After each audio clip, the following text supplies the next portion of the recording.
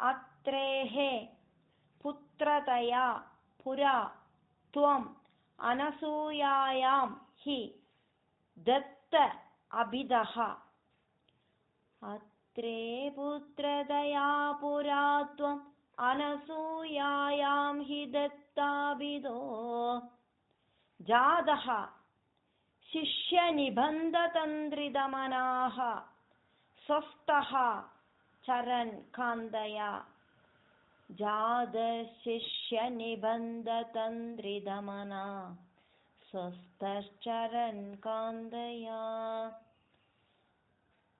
दृष्टः भक्ततमेन हेहयमहीपालेन तस्मै वरान्। दृष्टो भक्ततमेन हेहयमहीपालेन तस्मै वरान्।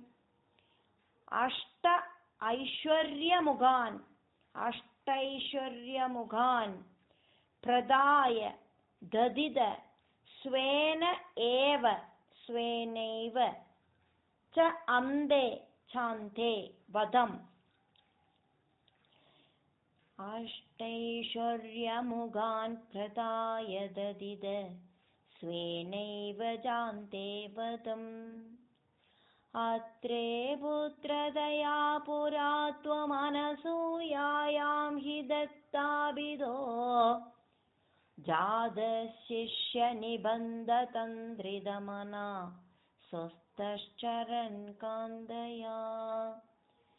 दृष्टो भक्ततमेन हेहयमहीपालेन तस्मै वरान्। अष्टैश्वर्यमुखान् प्रदाय ददिद स्वेनैव चान्ते वदम्। सत्यं कर्तुम् अध अर्जुनस्य च वरं तच्छक्तिमात्रानदम्। सत्यं कर्तुमधार्जुनस्य च वरं तच्छक्तिमात्रानदम्। ब्रह्मद्वेषि तदा अखिलं नृपकुलं हन्तुं च भूमेर्भरम्। ब्रह्मद्वेषि तदा अखिलं नृपकुलं हन्तुं च भूमेः भरम्। सञ्जातः जमदग्निदः भृगुकुले त्वं रेणुकायां हरे। सञ्जातो जमदग्निदो भृगुकुले त्वं रेणुकायां हरे। रामो नाम तद् आत्मजेषु अवरजः पित्रोः अदाह सम्मतम्। रामो नाम तदात्मजेष्वरज पित्रोरदा सम्मतम्। सत्यं कर्तुमद अर्जुनस्य च वरं तच्छक्तिमात्रानदम्। ब्रह्मद्वेषि तदाखिलं नृपकुलं हन्तुं च भूमेर्भरम्। सञ्जातो जमदग्निदो भृगुकुले त्वं रेणुकायां हरे। रामो नाम तदात्मजेष्वरज पित्रोरदा सम्मतम्। लब्ध आम्नायगणः चतुर्दशवया। लब्धाम्नायगणश्चतुर्दशवया गन्धर्वराजे मनाक्। आसक्तां किल मातरं प्रति पितुः क्रोध आकुलस्य आज्ञया। क्रोधाकुलस्याज्ञया ताद तादाज्ञादिकसोदरैः समम् इमां चित्वा अध शान्तात् पितुः तेषां जीवनयोगम् आविदवरम् मादाजते अधात्वरान् तेषां जीवनयोगमाविदवरं मादाजते अधात्वरान् लब्धाम्नाय गणश्चतुर्दशवया गन्धर्वराजे मनात् आसक्तां किल मादरं प्रतिपितु क्रोधाकुलस्याज्ञया तादाज्ञादिकसोदरैः सममिमां चित्वा दशान्तात् पितु तेषां जीवनयोगमाविदवरं मादाजते अधात्वरान् पित्रा मातृमुदेः तव आहृद वियद् धेनोः निजाद् आश्रमाद् पित्रा मातृमुदे तवाहृद वियद् धेनोर् निजात् आश्रमात् प्रस्थाय अद भृगोः गिरा हिमगिरौ आराध्य गौरीपदिं प्रस्थायाद भृगोर्गिरा हिमगिरौ आराध्य गौरीपदिं लब्ध्वा तत्परशुं तदुक्तदनुज चेदि महा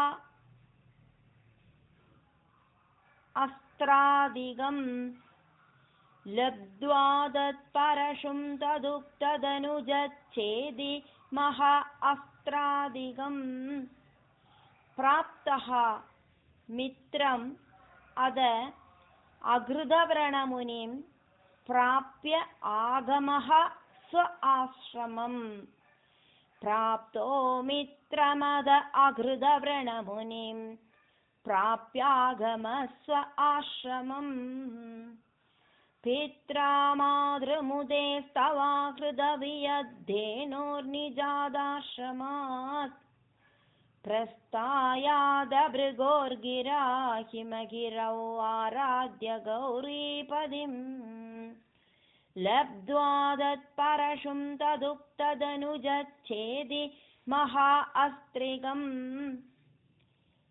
प्राप्तो मित्रमद अघृतव्रणमुनिं प्राप्यागमः स्व आश्रमम् आघेड आघेडोपगतः अर्जुनः सुरगवी सम्प्राप्त सम्पद्गणैः त्वद् पित्रा परिपूजितः पुरगतः दुर्मन्त्रिवाजा पुनः गां क्रेतुं सजीवं न्ययुङ्क्तकुधिया तेन अभिरुन्धन् मुनिप्राणक्षेप सरोष गोहदचमू चक्रेण वल्सः हृदः आगेडो भगदोऽर्जुनः सुरगवे सम्प्राप्तसम्पद्गणैः त्वत्पेत्रा परिपूजिता पुरगदो दुर्मन्त्रिवाजा पुनः गां क्रेतुं सजीवं न्ययुङ्क्तकुधिया तेनाभिरुन्धन्मुनि प्राणक्षेपसरोष गोहदजमूचक्रेण वल्सो हृदा शुक्रो जीवित तादवाक्यचलित क्रोधः अद सज्ञासमम् शुक्रो जीवित तादवाक्यचलित क्रोधोद सज्ञासमम् बिभ्रद ध्याद महोदर उपनिहितं चापं कुडारं शरान् बिभ्रद्याद महोदरोपनिहितं चापं कुडारं शरान् आरूढः सहवाहयन्त्रगरथं माहिष्मदीम् आविशन् आरूढः सह वाहयन्द्रगरदं माहिष्मदीमाविशन् वाग्भिः वल्सम् अदाशुषि क्षितिपदौ सम्प्राप्तदाह शङ्करम् वाग्भिर्वल्समदाशुषि क्षितिपदौ सम्प्राप्तुदा शङ्करम् शुक्रो जीविततादवाक्यचलितक्रोधोदसज्ञासमम् बिभ्रद्यादमहोदरो वनिहितं चापं कुडारं शरान् आरूढः सह वाहयन्द्रगरदं माहिष्मदीमाविशन् वाग्भिर्वल्समदाशुषि क्षितिपदौ सम्प्राप्तुदा शङ्करम् पुत्राणाम् अयुधेन सप्तदशभिः च अक्षौहिणीभिः महासेनानीभिः अनेकमित्रनिवहैः व्याजृम्भित आयोधनः पुत्राणामयुधेन सप्तदशभिश्च अक्षौहिणीभिर्महा सेनानीभिः अनेकमित्रनिवहै व्याजृम्भित आयोधना सद्यः त्वद् ककुडारबाणविदळन् निःशेषसैन्योत्करः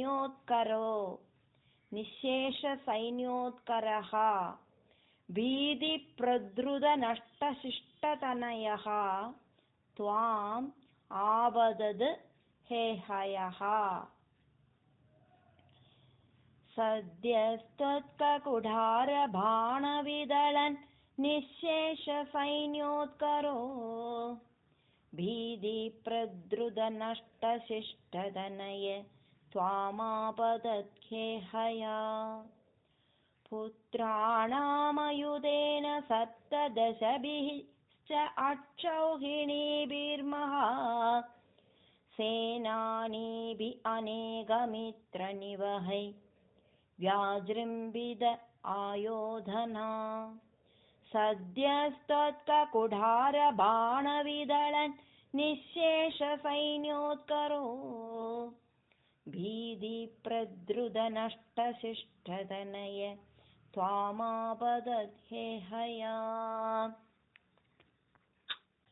लीलावारिद नर्मदा जलवलल् लङ्केश गर्वावः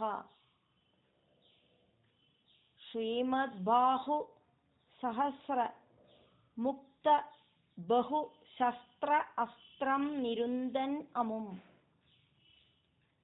लीलावारिद नर्मदा जलवलल् लङ्केश गर्वावः श्रीमद्बाहु सहस्र मुक्त बहु शस्त्रस्त्रं निरुन्दन्नमुम् चक्रे त्वयि अध वैष्णवे अभि विफले बुद्ध्वा हरिं त्वां मुदा चक्रे त्वय्यद विष्णवेऽभि विफले बुद्ध्वा हरिं त्वां मुदा ध्यायन्दं चिद सर्वदोषम् अवधीः सह अगाध परं ते पदम् ध्यायन्दं चिद सर्वदोषमवधि सो अगाध परं ते पदम्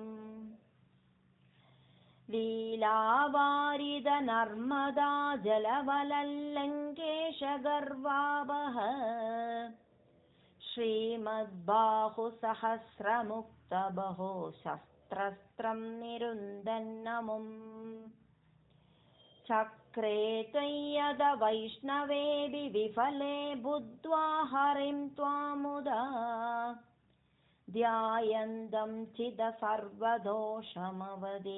सो अगात्परं ते पदम् भूयः अमर्षिद हेहय आत्मजगणैः तादे हदे रेणुगाम् भूयो अमर्षिद हेहय आत्मजगणै तादे हदे रेणुगाम् आज्ञानां हृदयं निरीक्ष्य बहुशः घोरां प्रतिज्ञां वहन् आज्ञानां हृदयं निरीक्ष्य बहुशो घोरां प्रतिज्ञां वहन् ध्यान आनीद रद अयुधः त्वम् अघृताः विप्रद्रुहः क्षत्रियान् ध्यानानीदरदायुधत्वमघृता विप्रद्रुहक्षत्रियान् दिक्चक्रेषु कुडारयन् विशिगयन् निक्षत्रियां मेदिनीम् भूयो अमर्षिद हेहय आत्मजगणै तादे हदे रेणुगाम् आज्ञानां हृदयं निरीक्ष्य बहुशो घोरां प्रतिज्ञां वहन् ध्यानानीदरदायुधत्वमघृता विप्रद्रुहक्षत्रियान् दिक्चक्रेषु कुडारयन् विशिगयन् निक्षत्रियां मेदिनीम् तादो जीवनकृद् नृबालककुलं त्रिसप्त कृत्वो जयन् तादो जीवनकृत् नृबालककुलं त्रिसप्त कृत्वो जयन् सन्दर्प्य अद समन्दपञ्चक महारक्तह्रदौघे पितॄन् सन्दर्प्याद समन्दपञ्चक महारक्तह्रदौघे पितॄन् यज्ञेष्माम् अभि काश्यपादिषु दिशन् साल्वेन युध्यन् पुनः साल्वेन युध्यन् पुनः यज्ञेष्मामभि काश्यपादिषु दिशन् साल्वेन युध्यन् पुनः कृष्णः अमुं निष्यदि इति शमिदः युद्धाद् कुमारैः भवान् कृष्णोमुं निहनिष्यदीति शमिदो युद्धात् कुमारैः भवान् तादो जीवनकृत् नृबालककुलं त्रिसप्त कृत्वो जयन् सन्दर्प्य अद समन्दपञ्चक महारक्तह्रदौघे पितॄन् यज्ञेष्मामभि काश्यपादिषु दिशन् साल्वेन युध्यन् पुनः कृष्णोमुं निहनिष्यदीति शमिदो युद्धात् कुमारैः भवान्